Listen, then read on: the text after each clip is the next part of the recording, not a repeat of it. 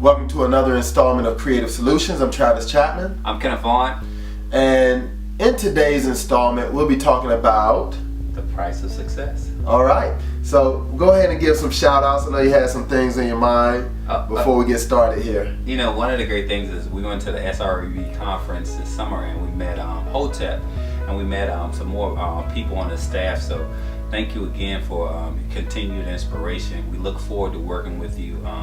Shout out also to Principal Kafele. Met him over at SREB. You know, we've seen him a couple different times, but I know he has a project that's coming out for administrators. So anybody who is looking for that, Principal Kafele, check him out. And then I think it's Hustle Academy. What is it? Hustle University and Make a Way Foundation. Make a Way Foundation. And that's my brother Hotep. Sounds good. All right. So today's installment, we'll be talking about the price of success, part 2. So in part 1, you know, we gave it a little bit, brought a little bit of passion, some grit to it. So we want to frame exactly what we're talking about here. So when we talk about the price of success, for me, you know, and I consider myself to be a successful person. Mm-hmm. Am I where I want to be? No. But I've experienced it. I've experienced so much success, you know, past and present. And it takes a lot to get to this point. When you talk about blood, sweat, and tears, I mean blood, sweat, and tears.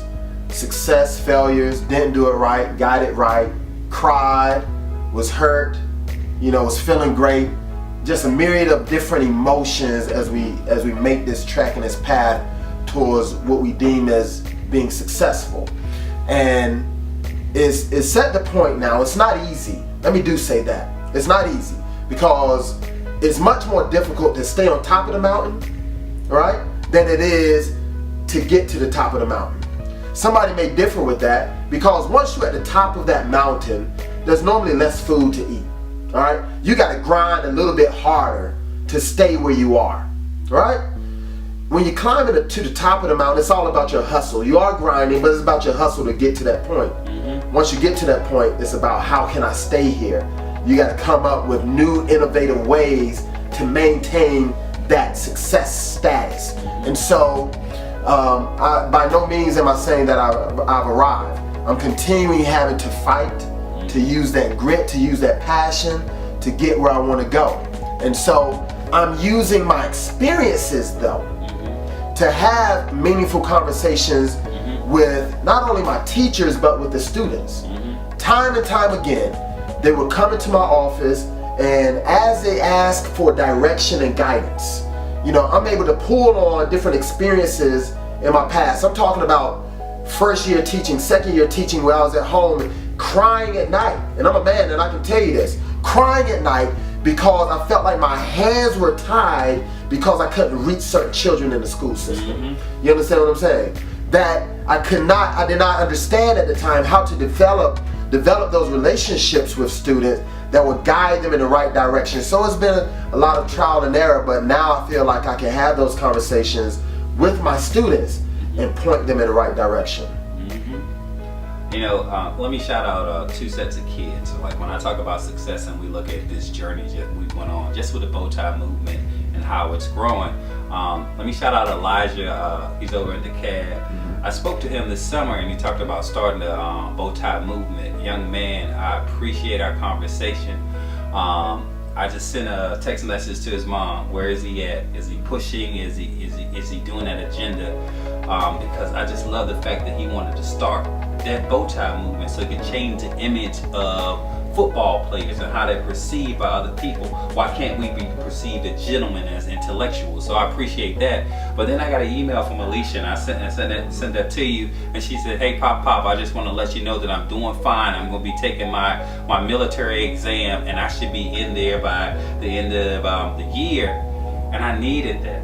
Because, you know, sometimes we get knocked down, but you never hear our stories of being knocked down because we're focused on being in place for the kids. So when we talk about why Dress for Success and Bow Tie was successful, it's because we had teachers and we had students think differently about our kids, think differently about our school, and the byproduct of it is that our school culture has changed. And for me, that's successful. and I may never get the accolades, right? But when I see those kids and I look them in the eye, right, and I see that they're acting differently and we're having different type of conversations, then that was success for me. Yes. I don't need socks to sell 1 million copies. I don't need bow tie Tuesdays to sell 1 million copies. If I get a couple more emails from people like Alicia or more conversations with people like Elijah, it is just those type of things that I need to get up and grind and grind every day, because it's not about the accolades, it's about the kids. Absolutely. Absolutely. I spoke with Hawaii Department of Education today, and one of the questions that they asked me was, talk to us about some success that you have experienced. I'm gonna tell you what I deem as being successful. Last year, difficult year, right? In terms of just grinding some things out. You know, dealing with a lot of difficult personalities in our children. A lot of our children that's affiliated with gangs, as we always talk about. But then coming back after giving so much guidance that you don't know, is it working? Is it working? Am I helping? Am I assisting? Am I hurting? What's going on here? But then coming back this school year, the number of kids, those same kids that I wanted to strangle, coming back to my office, and they call him, I'm the school dad, you the school dad, or Unc. But coming back and saying thank you. You understand? That's the price of success. Price of success is that grind out period where you got to dig deep, find heart to continue on the next day. But then in the end, you can see the rewards. You can see the fruit of your labor. So there is gold at the end of the rainbow. Gold at the end of the rainbow. I love it. I love it. We're going to conclude there. Part 2, the price of success. We're Creative Solutions. I'm Travis Chapman. I'm Kenneth Vaughn. Thank you for joining us.